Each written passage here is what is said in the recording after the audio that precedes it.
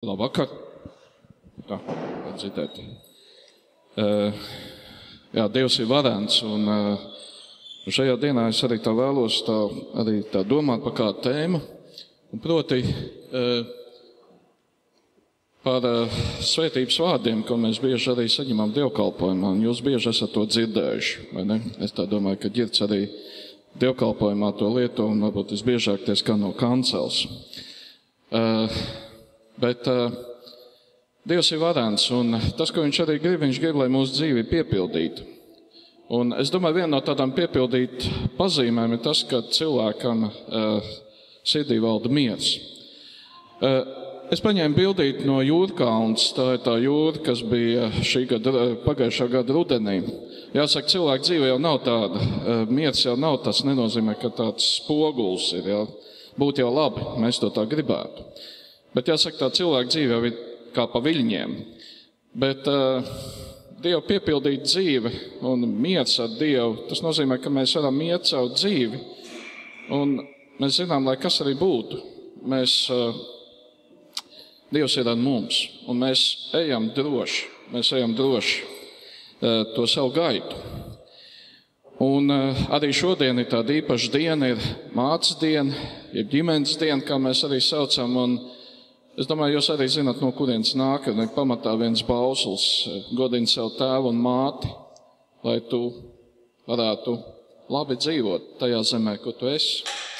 Tas nozīmē arī iekšā ir, lai tu varētu dzīvot piepildīt un miera pilnu dzīvi.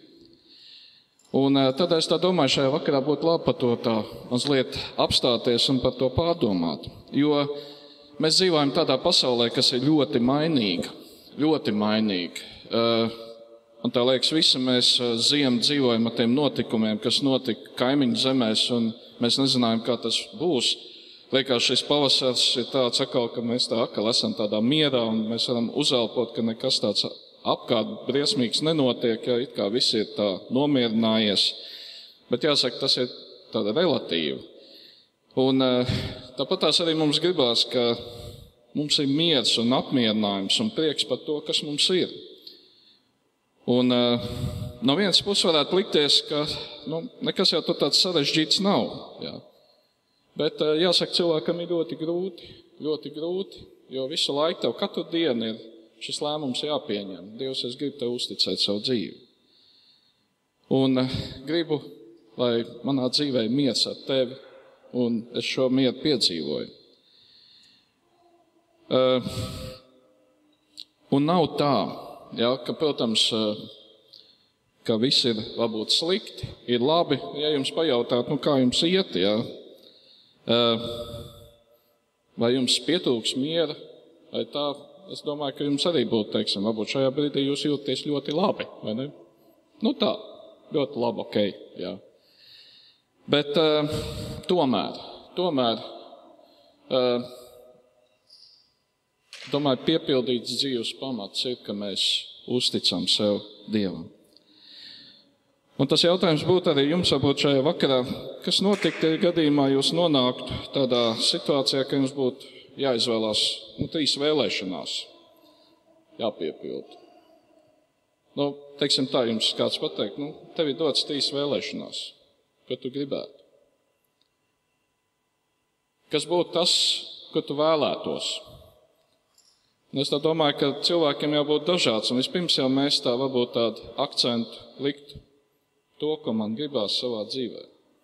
Ir kaut kādas lietas, mājas, darbs, attiecības un tā tālāk. Un es skatījos, lasīju kādu grāmatu, un kāpēc to jautājumu jums uzdevu, tāpēc, ka man tā grāmata bija tāda ļoti interesanta, jo tur bija tāds situācija, ka cilvēks sastop 20. gadsimtā džinu. Jā, varbūt šajā brīdī vajadzētu runāt par Kristu, bet man tas piemērs likās, jā, ka viņš tik ļoti parāda, kā cilvēki izdara dažādas vēlēšanās. Un kas notiek? Un tur bija dažādi cilvēki, kas sastap šo džinu, un viņam arī, vēlies 3 lietas, ja, un tad būs labi, un es tev piepildīšu. Un pirmie, kas vēlējās, bija 2 brāļi, un viens no viņiem pavadīja riteņkrēslā. Un liekas, acīm redzama ir šo brāļu tāda kastākā vēlēšanās, proti, ka viens no šiem brāļiem var atkal staigāt. Bet tomēr viņiem pašiem šķita priekš laimes, ka būtu labāk, ja būtu daudz naudas. Jo, ja būtu nauda, tad mēs panāktu to, ka varētu viņš staigāt un mums būtu tā dzīve nodrošināta. Viņi to arī vēlējās, un viņi tā domāja, kā to naudu iegūt, un tam brālim ienāca prātā, tāda vēlēšanās, ka viņš varētu kļūt neredzīgs. Precīzāk, ka viņu neviens nevarētu redzēt, jo tad viņš varētu aiziet uz banku un paņemt naudu, aiziet, neviens viņu nenotvērtu. Tā vēlēšanās beidzās traģiski, tāpēc, ka viņš nebija padomājis par to, ka ejot uz banku, tiešām neviens viņu neredz, un tas, kas brauc ar autobusu, arī viņu neredz, un viņu notriec. Ja tā kāds cits atkal cilvēks šajā grāmatā, kas arī sastop šo džinu, viņa vēlēšanās bija tāda ļoti globāla. Viņš iedomājās, kad es gribētu parūpēties tā, lai tiešām pasaulē ir miers un tāds pilnīgs miers, viņš arī šo vēlēšanos izsaka. Tā kā viņš iziet uz ielas, viņš saprot, ka tiešām pasaulē valda miers, jo viņš ir palicis vienīgais. Ko es ar šiem piemēriem? Tā grāmatā likās ļoti, ka reizēm mums tās vēlēšanās jau ir ļoti daudz un dažādas. Protams, džins ir tāds tēls, ko mēs arī esam lasījuši pasakās un viss, viņš piepilda arī to būtisku, ko cilvēks grib. Viens gribēja vienkārši naudu, lai varētu savam brālim palīdzēt, bet viņš gribēja to iegūt, aizejot uz banku un paņemot, neredzams. Beidzās traģiski. Otrs gribēja mieru pasaulē, bet palika viens pats šajā pasaulē. Un mēs varam redzēt, cik ļoti mums ir nepieciešama Dieva klātbūtne un Dieva palīdzība. Jo tās mūsu vēlēšanās un mūsu vajadzības, no vienas puses mēs liekas, ja mūs tās atrisinātu, mums būtu miers. Bet kādreiz Dievs saka, nē, ir jāiet cits ceļš. Ir jābūt citām virzienām, citiem notikumiem tavā dzīvē, lai tu saprastu tā miera vērtību un manas klātbūtnes vērtību. Un bieži vien, lai būtu tas miers šai pasaulē, tas sākums ir ar mums pašiem. Tas sākums sākās tur, kur es esmu, tur, kur ir mana dzīve, tur, kur ir apkārt man tie vistuvākie cilvēki, mani draugi, mana ģimene. Kā tur es varu būt Dieva miera nesējs, šī miera piepildītājs. Un ko tas nozīmē? Tas nozīmē, ka mēs nonākam pie tā punkta, ka Dievs ir varens un viņš ir tas, kas redz šo mūsu dzīvi. To vietu, kur mēs arī dzīvojam, tur, kur mēs viņu slavējam, pielūdzam, viņš redz to lielo bildi. Mēs daudz ko neredzam. Mums liekas, tas būs labi, bet Dievs pateiks, nē, tas varbūt būs labi pēc gadiem 10. Bet šajā brīdī labi būtu, ja tu darītu tā un šitā. Un cik ļoti mums ir vajadzīga šī Dieva klātbūtne, ka viņš mūs māca, virza, vada, ļauj ieraudzīt tās lietas un caur savu garu arī māca mums saprast viņa gudrību, viņa ceļu. Un māca arī, tas ceļš, ko nozīmē Dievs, ne mans, bet tavs prāts, lai notiek. Šajā grāmatā bija vēl kāds cilvēks, kas lūdza, arī viņam bija tā iespēja izvēlēties 3 vēlēšanās. Bet interesanti tas noslēgums ir tāds, ka viņš izvēlējās 2, bet 3. it kā viņš neizteica. Bet tur bija tā aprakstīts, ka viņš tā kā noslēgumā iet pa ielu, ļoti laimīgs, svilpo kādu jauku melodiju pie sevis, un džins sēž kafejnīcā un malko kafiju. It kā liekas, kāpēc viņš neizmantoja 3. tā lasot, bet izrādās viņš bija izmantojis 3. Jo tam džinam vislielākā vēlēšanās bija, ka viņš varētu vienreiz sēdēt kafejnīcā, iedzert kafiju, ka pie viņa nenāk cilvēki ar daudziem lūgumiem, bet ka viņš var atpūsties, izbaudīt to mirkli, izbaudīt to dzīves, arī savu dzīves tādu garšu un smaržu. Un tā grāmata kā noslēdzās, ka tas galvenais vadonis, viņš tai vietā, lai kaut ko sev vēlētos, viņš vēlējās, lai piepildās tā džina sapnis. Tā ir grāmata. Mēs varētu teikt, cilvēks sarakstījis, viņš iedomājās un arī tā apraksta, kādi ir cilvēki, kādi ir tās mūsu vēlēšanās. Un kā būtu, ja mums būtu tas un tāds spējas vai tāds spējas. Bet jāsaka, man bija jādomā par to, jo cik bieži mēs esam tā kā uz tā uz sevi vairāk centi, man vajag to.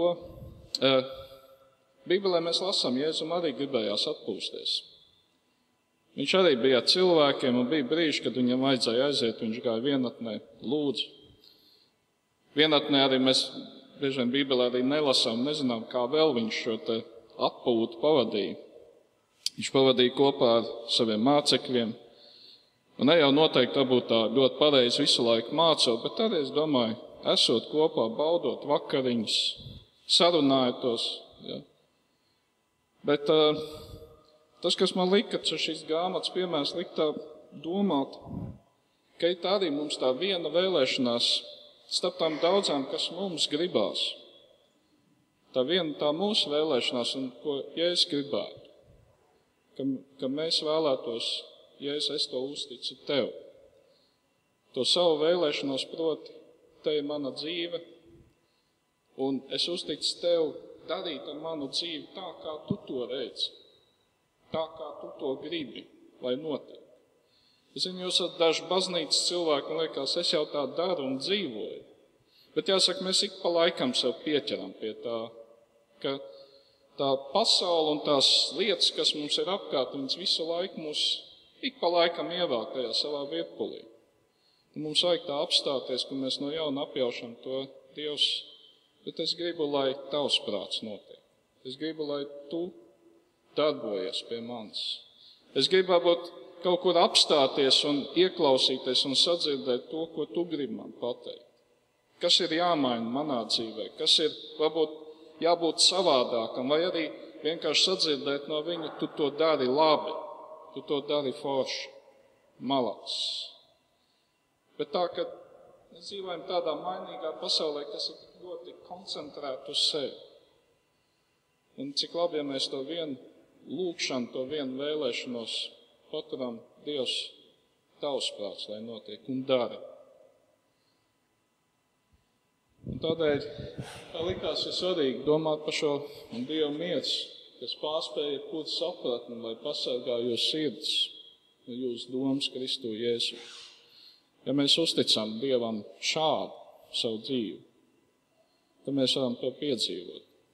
Mēs varam piedzīvot, kā Dievs darbojās, un tas nav pasīvs miers. Tas nav tāds, ka mēs sēžam un tikai gaidām, ka krīt no debesīm kaut kas, bet mēs dzīvojam savu dzīvi, bet mēs piedzīvojam šo te viņa mieru, kur reizēm tu vari aptvert, es nesaprotu, kā tas notiek, kā tu to dari, Dievs. Tas nav skaidrs man, un es varbūt arī daudz, bet tas, ko es piedzīvoju, tā ir patiesa. To es arī jums novēlu šai vakarā, un arī tālāk ieejot arī jaunajā darba nedēļā, ka jūs piedzīvojat no šī miera. Savās situācijās, savā darbā, attiecībās, Dieva meklēšanā, lūkšanā, viņa vārdu studēšanā, vienkārši esot kopā, baudot to, ko jums dzīve dod konkrētajā mirklī. Lai Dievs svētī jūs. Mēs lūksim Dievu. Mīļais Dievs, mēs tev no sirds pateicamies, ka tu esi varants un liels. Tai pašā laikā tu esi arī tik ļoti pazemīgs un saprotošs. Tu zini mūsu dzīvi. Tu zini to, kas mums ir vajadzīgs. Pirms jau mēs izsakām ar saviem vārdiem, Dievs, tu redzi to mūsu dzīves bildi. Tu redzi tās lietas, ko tu gribi mums pateikt, tu esi liels malacis un Paldies, ka tu tā dari. Tad arī tu zini tās lietas, ka mums ir jāpasaka, ne, tā nedara vai dara savādāk. Un Dievs, mēs varam pateikties par tavu gudrību. Mēs tev pateicamies par tavu vadību. Un Dievs, ja mums ir iespējams tiešām kādu vēlēšanos, ko mēs varētu tā kā sev veltīt, tad Dievs, mēs gribam to vienkārši iedot tavās rokās un lūgt. Dievs, lai notiek tavs prāts, un te ir mana dzīve, mana dzīves gaita, te es esmu pats un Dievs vada mani. Ka es varu piedzīvot šī vārda, šo svētības vārdu arī patiesu darbību. Un Dieva miers, kas ir pārspēja jebkuru sapratni, ka tas pasargā manas sirds un man domas, Kungs, Jēzus tevī. Dievs svētī mūs šai vakarā, jau piedzīvot to mieru, ko tu dod šajā mainīgajā pasaulē. Piedzīvot to mieru tad, kad mēs varbūt domājam par jaunās nedēļas notikumiem, kas būs priekšā, ka mēs varam tā ticībā un paļāvībā tev sev uzticēt. Un ticībā saņem šo apsolījumu, ka tu dos pēc savu svētā prāta. Šam Dievs, paldies tev par visu. Un svētīts lai tavs vārds. Amen.